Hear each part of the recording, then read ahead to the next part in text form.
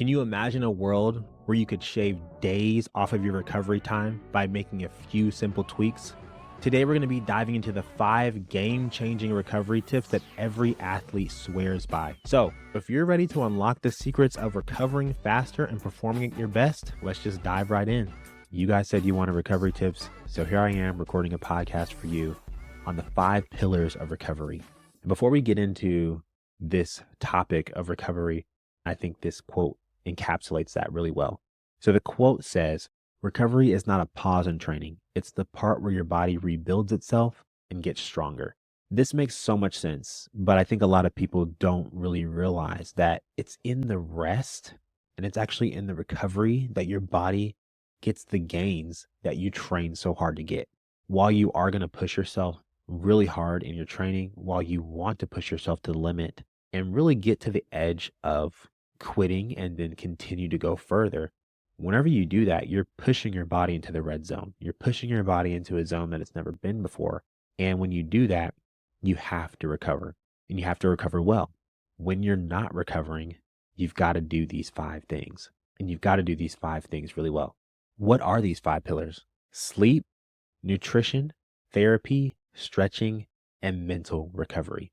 These are the 5 pillars of recovery. I think that these 5 things encapsulate all of recovery. They hit every single zone.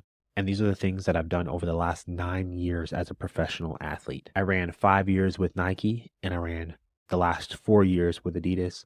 I have been on many world stages. I actually ran the 3rd fastest time in the 60 in 2018 ever recorded. I got to represent Team USA in the 2021 Olympics.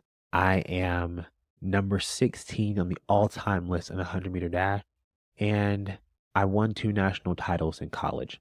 And I can accredit all of this to not only the hard work that I put in, but the recovery and the time and the care that I put into my body. Recovery is so important because if you're not recovering properly, what it does is it actually increases your likelihood of that you're going to get injured. Pushing your body to the limit is one thing that I've always done.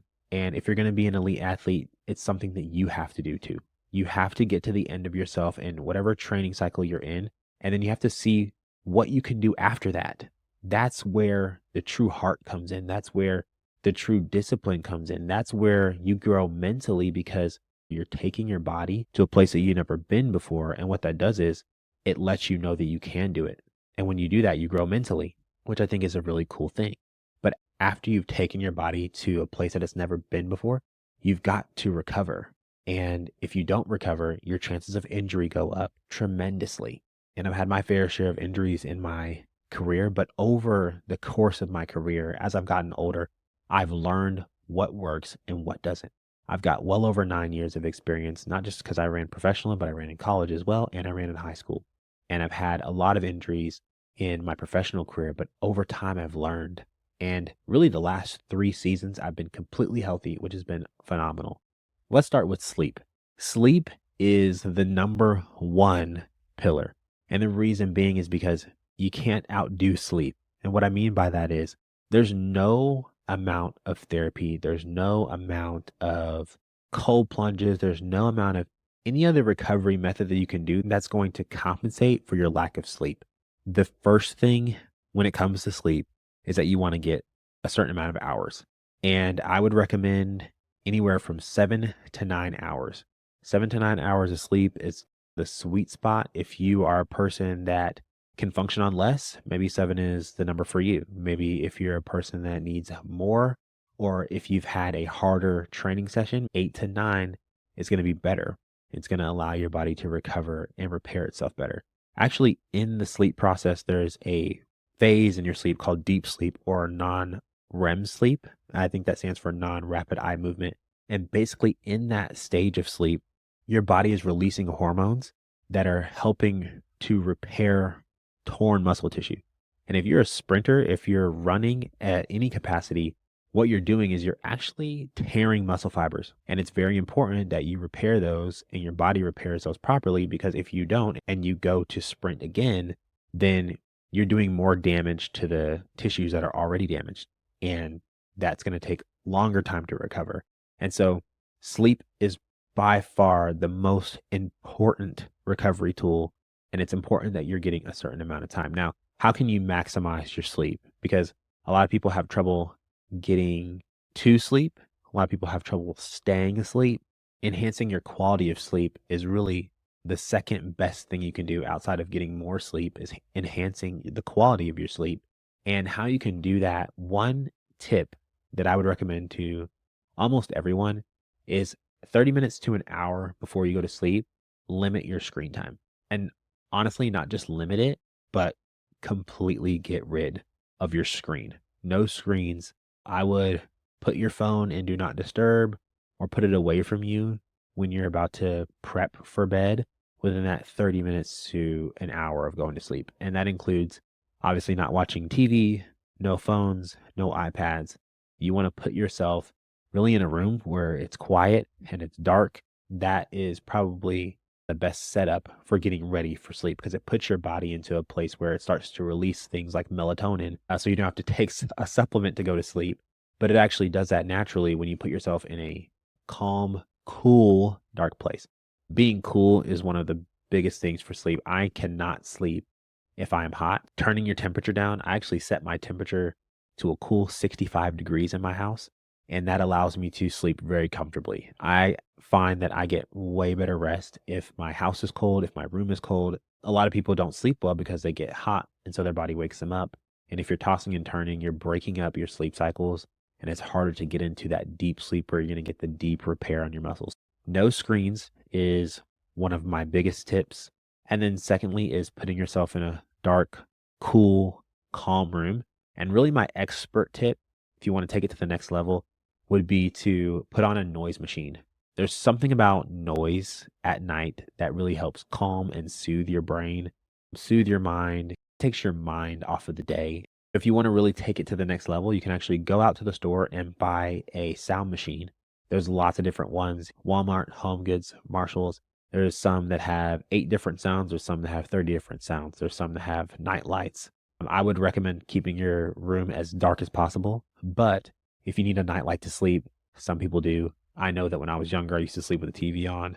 I don't do that anymore. But if you have to have a night light, they have those too.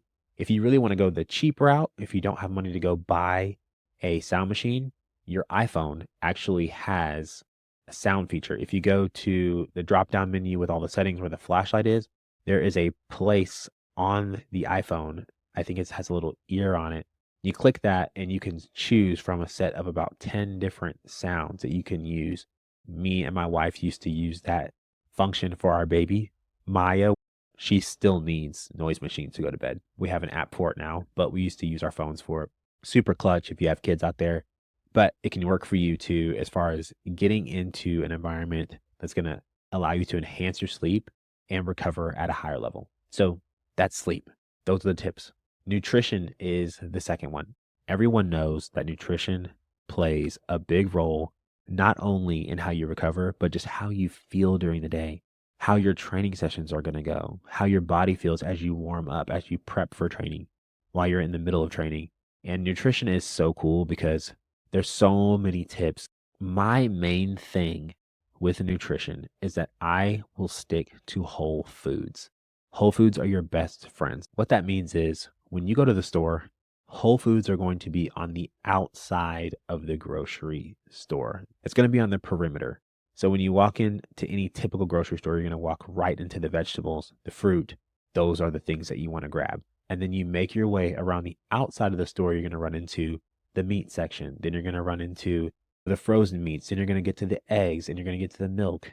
And all of those things are the things that you want to stick to because a whole foods diet is going to really just help you feel better. You're not going to be getting a lot of fillers from processed food. And so whenever you start to go down the aisles, that's when you're getting into your processed foods. You're getting into your Doritos and you're getting into your snack cakes and things of this nature, which are not going to help your body feel the best. So when you actually switch over to whole foods diet, what's crazy is that when you're eating a whole foods diet, you're actually most likely going to be on a gluten-free diet. And believe it or not, guys, gluten stimulates an inflammatory process in your gut and it makes your body feel more inflamed. So when you actually eat a whole foods diet, most of the whole foods that you're going to be eating, things like rice, potatoes, your fruits, meats like steak, chicken, salmon, these things that whenever you look at the label, it's got that ingredient. My wife is a stickler on food. And so whenever we go to the grocery store, we stick to the perimeter. We do occasionally dabble in the aisles, but whenever we read labels, we want to make sure that what we're eating and consuming. So, for instance, if you ever go down an aisle and you pick up a bag of popcorn, if it's got popcorn and salt and those are the only ingredients, that's something that's good. You can probably eat that. It's going to help you feel better. Not necessarily feel better, but it's a good snack. If you go down the aisle and you see a popcorn that has 20 other ingredients in it, that's not just popcorn and sea salt and some oil, then you've got a problem. With nutrition, you want to stick to whole foods. As an elite sprinter, for me, I have a macro breakdown. If you're not familiar with macros, macronutrients are protein, carbohydrates, and fat. You're going to have a breakdown of a percentage of how much of those you want to eat during the day. With protein, I typically want to eat 1.2 to 1.8 kilograms per body weight. So I'm about 186 pounds right now. That would equate to about 85 kilograms. So 1.2, let's go on the high end, 1.8. 1.8 times 85. We're looking at about 153 grams of protein. And if you're like, wow, that's a lot of protein, how am I going to be able to do that throughout the day? What I would advise you to do is eat more meals throughout the day, but make them smaller. Typically, I'll eat 4 or 4.5, maybe 5. And the big thing with protein is that for me, if I don't have a shake or two in my day, I'm probably not going to hit my protein goals because eating protein can be pretty hard. I personally use Thorne protein. It is NSF certified, which means it's pure, it's safe for sport, it doesn't have anything that's going to come up on a band test. You're going to be okay to take it and compete at a high level. So Thorne products are my favorites. I've taken them for years, not only in college, but also as a professional athlete. And so I love the Thorne protein. It's got 100 calories in it, got 24 grams of protein. It's very low in the carbohydrates and fat, and it has a full spectrum of amino acids, which the amino acids are what you need to actually build and repair muscle. Super clutch, but I would recommend a protein.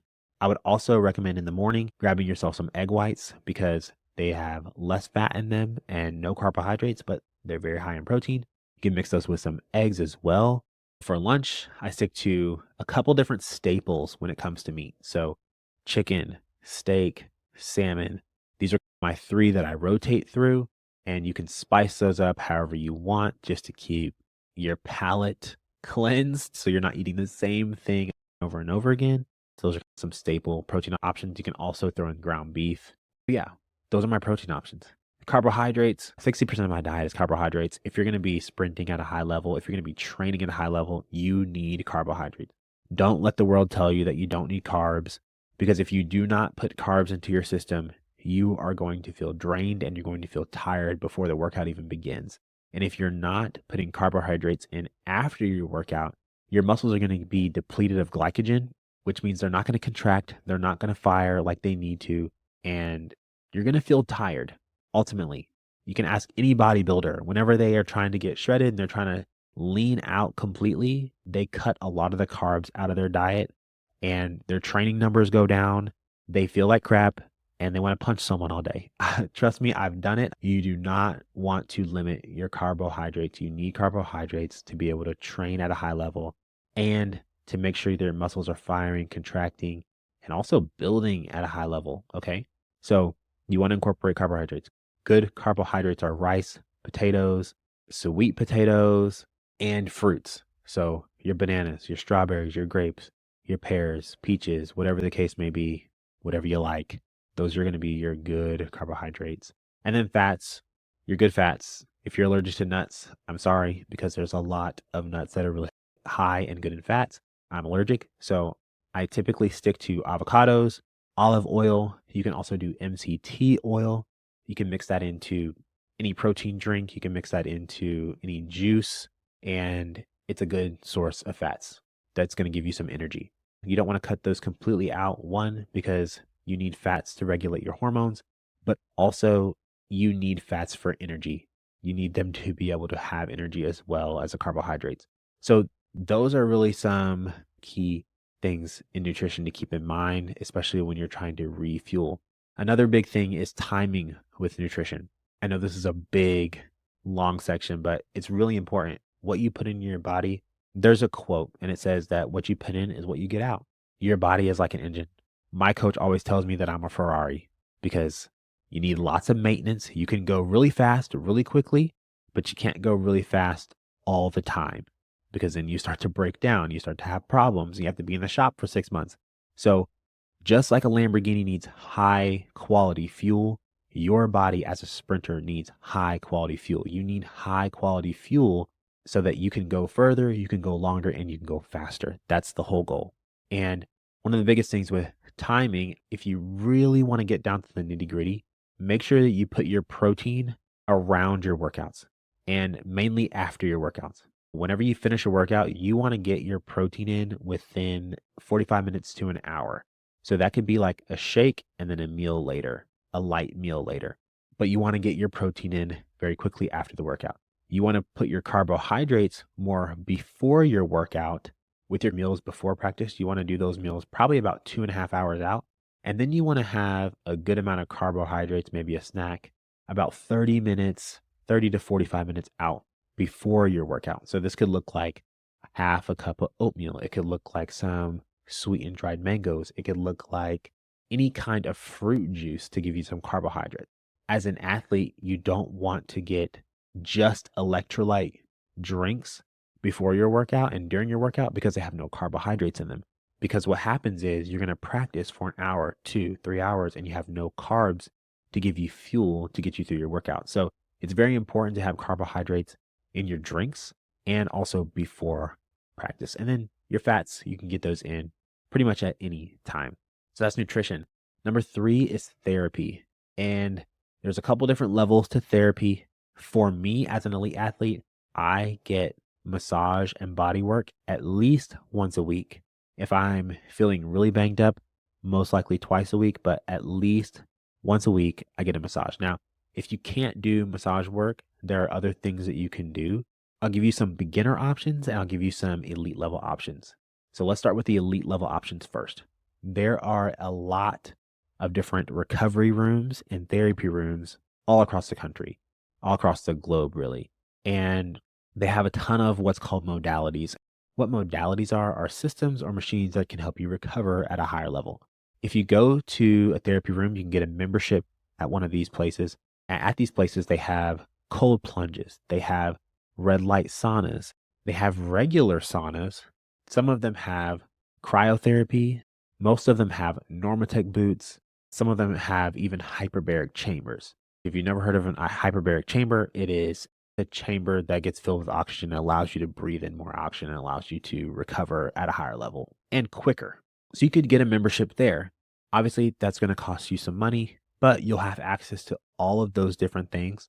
I really don't think there's a limit to what you can do and how much you can do. You can do as much of that as you want. I think the more, the better, because if you're training at a high level, you're going to want to recover at the highest level as well, because recovering again at the highest level is going to allow you to train harder the next day. It's going to allow you to feel better so that you can make those deposits in the bank. So when competition comes, you can have that big withdrawal and you can get the W. If you're on a budget and you can't get a membership to those places, I would recommend doing an ice bath at home. It's a lot less expensive if you have an ice machine at home, or if you got a fridge, you can fill up some ice there, or you can go to the store and buy a couple bags of ice. If you buy 2 or 3 bags, they're like $2 a piece, and you can do an ice bath at home or cold plunge, whatever you want to call it. They're all the same. Cold plunges usually are tubs that have a thermoregulator that can change the temperature to whatever temperature you want, but they essentially do the same thing. Here's what I want to tell you, especially with modalities and therapy, is that all of them are designed to do the same thing. The key to recovery is increasing blood flow. And every single thing that I just talked about is a way to increase blood flow. If you think about the Normatec boots, when you put them on your legs, they squeeze your legs, they constrict your blood vessels. It closes your blood vessels up. It makes your heart pump blood faster to make blood go to these areas because it's shunting blood to your legs. And then when it releases the air, the blood rushes back into your legs. And so what is that doing? It's increasing the amount of blood flow that's being delivered to your lower body, which allows you to recover at a higher rate. What hyperbaric oxygen therapy does is it allows you to breathe 100% oxygen, which allows your lungs to collect more oxygen. And that oxygen then gets delivered to your body's tissues. And not only does it get delivered to the tissues of your organs, your stomach, basically all the tissues in your body, it also gets delivered to your muscles. So it helps your muscles recover at a higher rate. It also can help you recover from injury faster, and it also can develop new blood vessels, increasing blood flow. The same thing with a cold plunge or an ice bath. You get in the cold plunge, this constricts your blood vessels. When you get out and you warm up, it opens them back up, making blood rush to your legs. You get the idea. Whatever you can do to increase the amount of blood flow going to the parts of your body that are sore, you're going to feel better. So this is modalities. This is recovery. Those are some of the tips and things that I do on a daily basis when I'm training at such a high level, trying to get to the Olympics, get to world championships, win races on a daily basis. The next thing is stretching, and stretching is one of the easiest things that you can do on this list, but it's so important. And I think that there's a myth with sprinters that if you stretch too much, then you'll lose your springiness, you'll lose how fast you are. I want to tell you guys this.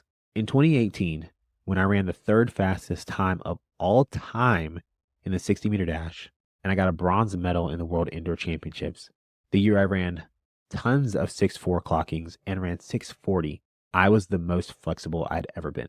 I stretched more than I ever have in my entire career. I was extremely healthy that year. I had no injuries. I ran a PR of 987 outdoors that year, and I won 4 to 5 Diamond League races, and I was ranked number 2 in the world. So there's a misconception that stretching as a sprinter is not good. I would encourage you to stretch more.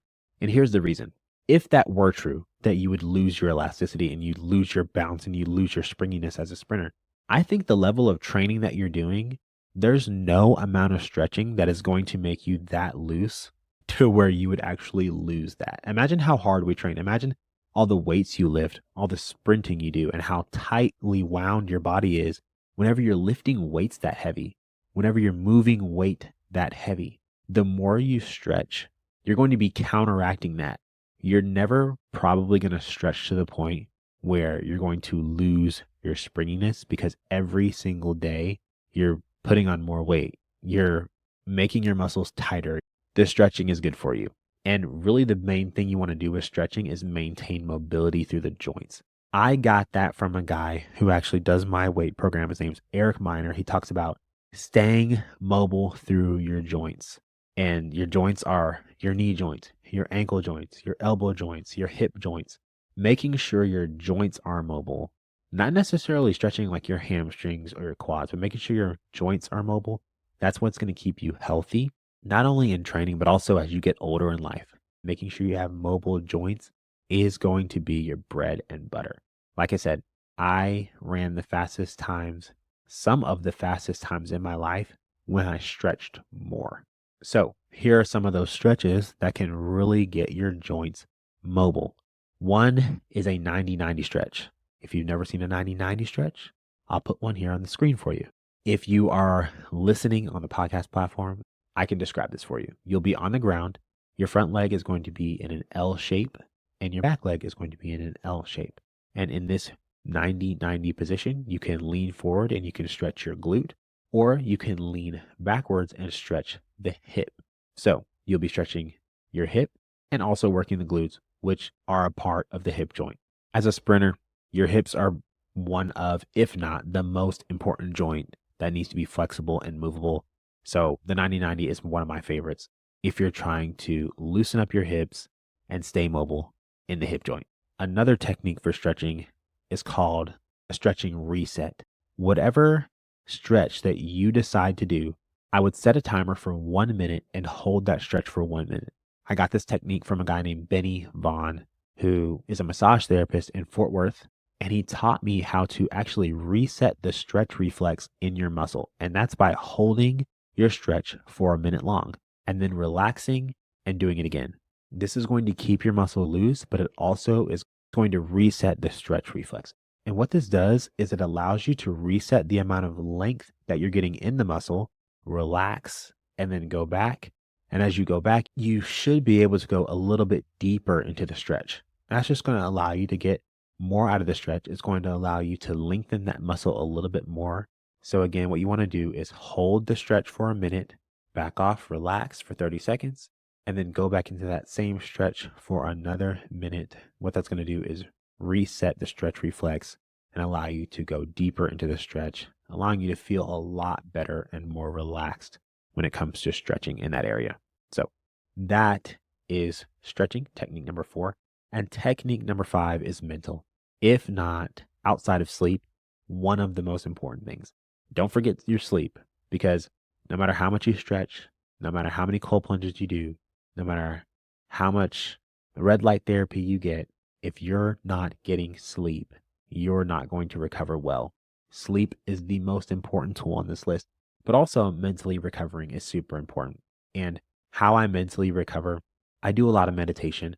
And for me, I guess it's not really meditation, because I think when people think of meditation, they think of sitting crisscross, humming, and like just being in some kind of weird zone.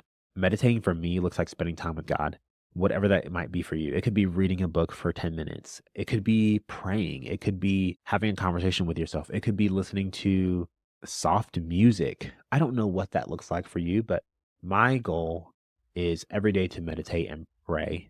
And as an elite athlete, someone that has a lot of pressure, and sometimes that pressure can come with a little anxiety, I think the best thing to be rooted in is in Christ. And so I pray a lot in my meditation. I think mentally, this is the way that I recharge. So I'm going to read to you guys a piece of my notes from a year and a half ago when I was doing this devotional, but I'm also going to read you some scripture. I was actually reading in Exodus. In the context of the scripture that I'm going to read you, the Israelites had just exited Egypt.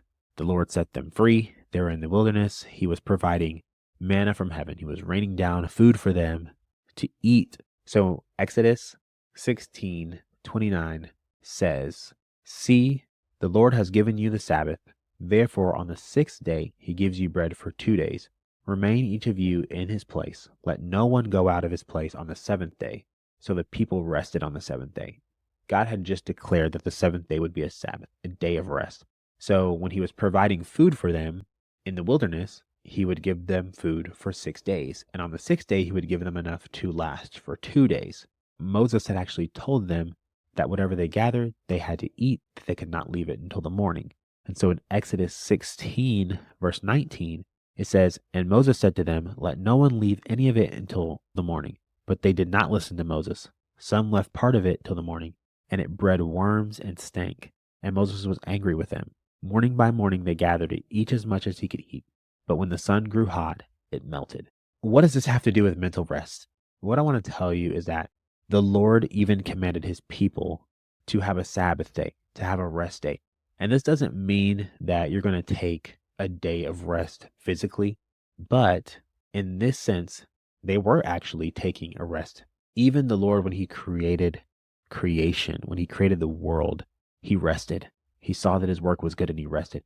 He declares and demands his people, the Israelites, to even rest. He told them that the 7th day would be a Sabbath. So they had to rest from physical work, from them actually gathering the food that he was going to provide. And it's also mental rest. It's a spiritual rest. And I think that in the scripture, it's more of a spiritual rest. But I think when you have spiritual rest in your life, you feel more at peace physically. You feel more at peace mentally. And so here's the excerpt from what I wrote in regards to these scriptures. I wrote that disobedience was gathering more bread than they needed, and they were trying to save it till the morning. All things God told them not to do. The Lord didn't provide bread on the 7th day or the Sabbath. If God in all his power rests on the 7th day, what does that tell us about rest? It tells us that we absolutely need it. And what I wrote is that you find that rest in Christ, not in Netflix. You find that rest in spending time with God, not in playing more video games, not in watching more Netflix, not in being on TikTok for another 2 hours. It's in finding rest in God. By God telling them not to collect food on the 7th day, and also only to collect enough for them to eat for that day, not only gave them a command to rest, what it did was It allowed for them to actually put their trust in God. It required that they would put their trust in God because they could only gather food for that day. What if God didn't provide food the next day? That's the whole point, is that they had to rest and trust in God that He was going to provide for them. The last bit of my notes says this: the reality is that without a relationship with Christ, we can't do anything. God is the doer and we are the recipients. The work is finished. He said it is done, and we can rest in His finished work on the cross. We don't need to earn His salvation. It's already freely given. God commands us to rest, and it really is a test to see if we're going to rely on Him to supply our every need.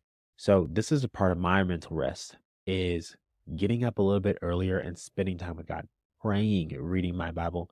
And you don't need a guide to read your Bible, guys. You just need to ask the Holy Spirit to guide you and to lead you into all truth and to give you wisdom. And I promise you He will. Just like if you were trying to leave your house and you were trying to find your keys and you couldn't find them, how long would you search for your keys before you gave up? You wouldn't give up. That's the thing. And that's how Christ is. You have to seek Him. And when you seek Him, you'll find Him. I want to tell you guys, those are the 5 pillars. So if you feel like your recovery isn't up to par, if you feel like you can take it to the next level, these are the 5 pillars that I would recommend starting in, and use these tips to enhance your recovery, to enhance your sleep, to improve your nutrition, to take your mental game to the next level. When you start to implement these and you start to be disciplined in doing them every single day, even when you don't want to do them, when you jump into that ice bath that you don't want to get into, that's only going to help you in that moment, but it's going to make tomorrow easier. Discipline really is about choosing the hard thing today to make tomorrow easier. If you choose the easy road today, it's going to be harder tomorrow. And that's the same thing with your recovery. If you choose not to do the recovery today, your workout is going to be harder tomorrow. You're not going to see the fruits of your labor if you're not putting in the proper time to recover, because your body's going to be at a disadvantage when it goes to do that workout the next day. When you've already pushed yourself in day 1 past your threshold and you don't recover enough, now what you've done is you put yourself at a disadvantage because you can't even get back to the threshold. So whenever you don't recover well, you're in a cycle where you're never able to get to the wall to get better and push yourself because you didn't recover enough to even get back to that level that you were yesterday. So that's why it's so important to recover. Remember that all these modalities, all of these pillars only work if you do. They only work if you do, meaning you have to be consistent with it. Consistency is what breeds the maximum recovery. So for me, that looks like doing cold plunges 3 times a week. That looks like getting in the Normatec boots more than once a week. Think about it. If you only trained your sprints once a week, do you think you would get better? No, you wouldn't. Recovery is the same way. If you only do the ice bath once a week, do you think it's going to help you? It's not going to. Consistency is what breeds results, no matter what it is. It could be in recovery, it could be in your training, it could be in your eating. Consistency is the mother of all success. So make the smart choices in your nutrition. If you're planning on doing your mental recovery in the morning, make sure that you go to bed earlier so you can get enough sleep, so that you don't feel groggy, so that you don't feel tired, so that your body is recharged and ready to go and ready to tackle the day, ready to tackle the workout. Okay. Now I want to tell you guys a real life story. And that real life story is how I've used recovery in my own life and in my own training. I would not be where I am today. I would not have won 2 national titles and set a collegiate record at TCU. I would not have gone professional. I would have not run 6:40 in the 60-meter dash. I would have not gotten a bronze medal in the World Indoor Championships. I wouldn't be ranked in the top 20 fastest guys of all time in the 100 meters. I wouldn't have made a USA team or made an Olympic final if I was not taking my recovery serious. And for me, even some examples for me, when I was in college, one of the biggest things I always did is that I always went to the training room every single day before practice, sometimes twice before practice. And I did that consistently. I would get in there at 8 a.m. If I had a 10 o'clock class, I would go in at 8 a.m. I would make sure I foam rolled. I would make sure I do all of my activation exercises. If there was something that I needed to work on, for instance, if I had a glute that wasn't firing, or if I had imbalances in my hips, I would go in, I would stretch, I would do strengthening exercises. And this is hours before I was even practicing that day. And then before practice, an hour before practice, I would go back to the training room. I would do more activation, warming up, getting ready for practice before I even got to practice to do my warm up, right? This is the intentionality. This is what it takes to be an elite level athlete. It requires sacrifice, it requires consistency, it requires doing it every single day. And I would do this Monday through Friday. Even on weekends, we would have to go into the training room on Sunday morning after a track meet, after traveling from a track meet. We get into the training room on Sunday morning. We would foam roll, we would ice, we would do Normatec boots. We would do all of these things and we do them consistently because these things only work if you do them consistently. That was my collegiate track and field career. Then when I got to the professional level, I started to do more. I did all of those things and I did more. I saw advanced therapist. I invested in myself. And what I want to tell you guys is that if you have the money to invest in going to a therapy room or doing something extra, maybe even buying your own Normatec boots, these were all things that I did. I invest heavily in myself because as a track and field athlete, you have to understand that your performance is what's going to pay you. So your biggest asset is your legs. Your biggest asset is yourself. You have to be willing to invest in yourself. I hear this from business people all the time. The first and best thing you can invest in is yourself. And that's the same with track and field. It's the same with athletics. It's the same with your fitness journey. You have to be willing to invest in yourself to get more out of yourself if you want to see better results. And in college, I did that and I took it to the next level as I got more money and I had more resources as a professional track and field athlete. I've done it all. Anything that you could think of, I've probably done as far as recovery is concerned. And I've just done it consistently. And that's what's allowed me to be at an elite level and stay at an elite level for so long. Most track and field careers professionally are only 4 years. And that's because every 4 years is an Olympics. If you're not in the top three guys in your respective event and you miss out on the team, sometimes it's very hard to get a new contract. It's very hard to have companies reinvest in you if you're not winning on a consistent basis. Track and field is very cutthroat. So at an elite level, you have to be willing to invest in yourself. It's one of those things where if you don't believe in yourself, then you're not going to invest in yourself. And if you don't believe in yourself, what makes you think that a company is going to believe in you? What makes you think that a coach is going to believe in you if you don't even believe in yourself first? Whenever you take the time to invest in your body, you're getting more out of it. You're going to get more out of your body. And that's going to allow you to take it to the next level, to raise to the next level, to get better. Again, the only way to get better is to do a little bit more each and every day. It doesn't have to be astronomical. It just has to be a little bit. And if you do a little bit consistently, it adds up to a lot. And those small deposits over a long period of time, those are the things that can change your life. They've changed mine and they can change yours too. So just to wrap up, guys, giving you these 5 pillars: sleep, nutrition, therapy, stretching, and mental. Make sure you're getting 7 to 9 hours of sleep. Make sure you're putting yourself in a dark, cool room and maybe turn on that sound machine if you want that extra uptick in sleep. Nutrition, stick to whole foods. Make sure you're eating balanced fruits and vegetables. My staples for protein, got to get yourself a protein shake. You're definitely going to want to stick to red meats like steaks. You're going to have chicken, you're going to have beef, you're going to have salmon. Those are my staple proteins that I cycle through all the time. Carbohydrates, potatoes, and rice. Get your vegetables in, broccoli, peas, corn, those things. Stick to whole foods, stay away from processed foods. Don't go down the aisles of your grocery store. The next thing is modalities. Make sure you're investing in yourself. If you can afford to get a massage, do a massage. If you have to just get a foam roller, get a foam roller. Roll out every single day. That helps loosen your muscles. It helps keep your muscles pliable. Okay? So get a foam roller if you can't do massage, cold plunges, all of the things, right? Stretching. Make sure that you're staying mobile through the joints. 90-90 stretch. Stretch those hips. Stretch the glutes. Really, those are going to be the key ones, especially if you're running. Hips and glutes, make sure those are loose. Keep the joints mobile. Not only going to help you stay flexible throughout the season and prevent injury, but it's also going to help you down the road when you're older and you're not running anymore. And then lastly is mental clarity. Spend some time with God, pray, ask Him for peace, ask Him for strength for the next exercise, ask Him for strength for the next training session.